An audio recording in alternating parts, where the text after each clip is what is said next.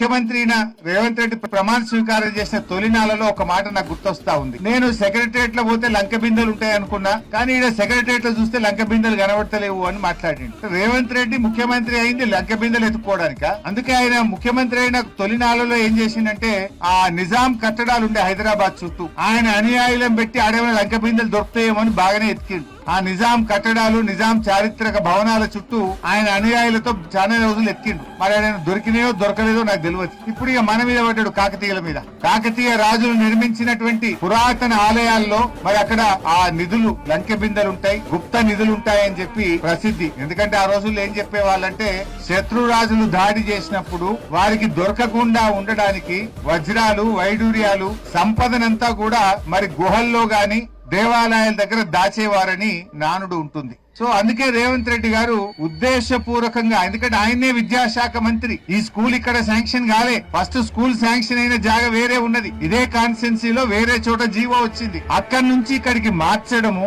అర్ధరాత్రి పూట తవ్వకాలు జరపడం అంటే ఇది రేవంత్ రెడ్డి డైరెక్షన్ లో గుప్త నిధుల కోసం జరిగిన తవ్వకము. గుప్త నిధుల వేటలో 800 ఏండ్ల చారిత్రక సంపద శివాలయాన్ని కూల్చివేసిండు ఇవాళ రేవంత్ రెడ్డి గారు.